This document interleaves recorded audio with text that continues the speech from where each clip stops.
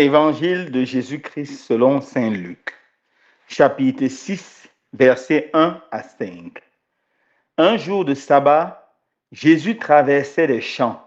Ses disciples arrachaient des épines et les mangeaient, après les avoir froissées dans leurs mains. Quelques pharisiens dirent alors: Pourquoi faites-vous ce qui n'est pas permis le jour du sabbat? Jésus leur répondit: N'avez-vous pas lu ce que fit David un jour qu'il eut faim, lui-même et ceux qui l'accompagnaient? Il entra dans la maison de Dieu, prit les pains de l'offrande, en mangea et en donna à ceux qui l'accompagnaient, alors que les prêtres seuls ont le droit d'en manger. Il leur disait encore: Le Fils de l'homme est maître du sabbat. Acclamons la parole de Dieu. Louange à toi, Seigneur Jésus. Frères et sœurs bien-aimés, dans l'évangile de ce jour, Saint Luc nous présente une scène assez particulière. Un jour de sabbat, Jésus est avec ses disciples et ils sont en train de marcher. Ils traversent des champs de blé. Les disciples ont vraiment faim. Ils récoltent quelques gousses de blé, les écrasent dans leurs mains et se mettent à en manger. Les pharisiens qui voient cela sont très indignés, car les disciples osent faire cela le jour du sabbat. Notons tout d'abord que le fait de récolter, même si c'est le champ d'autrui, ne peut en aucun cas être considéré comme un vol dans la culture juive, car l'hospitalité juive commandait à tout cultivateur de laisser un bion de blé au bord de son champ. Et ce bion de blé appartenait aux voyageurs affamés. Ça faisait partie de l'hospitalité juive pour soutenir les voyageurs. Et ce blé que les disciples de Jésus ont récolté. Le problème qui se pose, c'est qu'ils l'ont fait un jour du sabbat.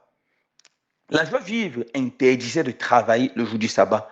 Et les Juifs considéraient comme travail toute récolte, même une poignée de blé. Voilà le premier péché des apôtres aux yeux des Juifs. Le deuxième péché des disciples aux yeux des Juifs, c'est qu'ils ont fait moudre cela dans leurs mains. Pour les pharisiens, c'était préparé. Et on n'avait pas le droit de préparer le jour du sabbat.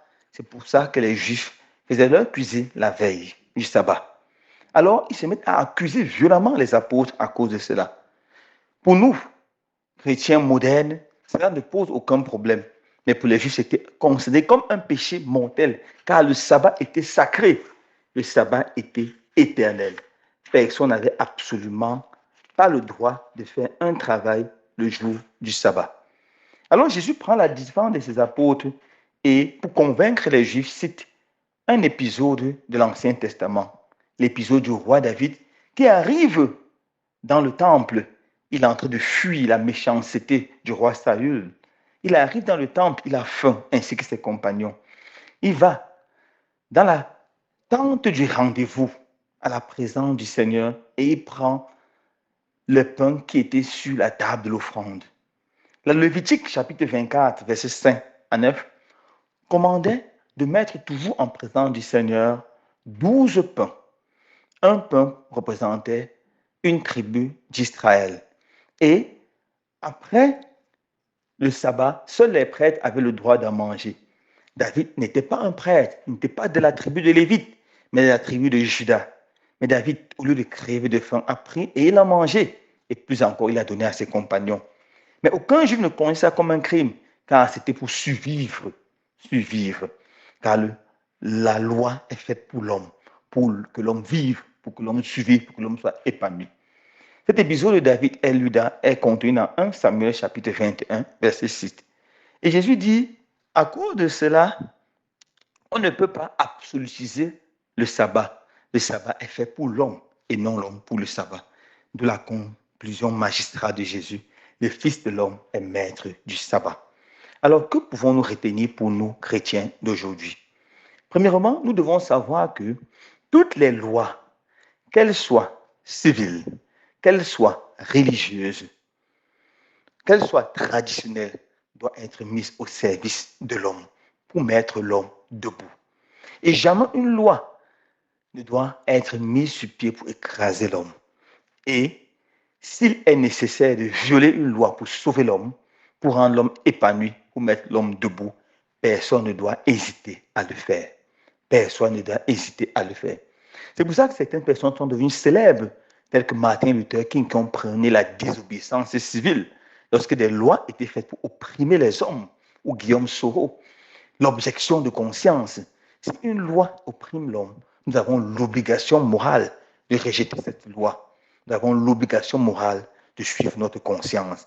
Le plus important, c'est de mettre l'homme debout. Les Juifs racontent avec beaucoup de respect l'histoire d'un rabbin, le rabbin Ben Oula.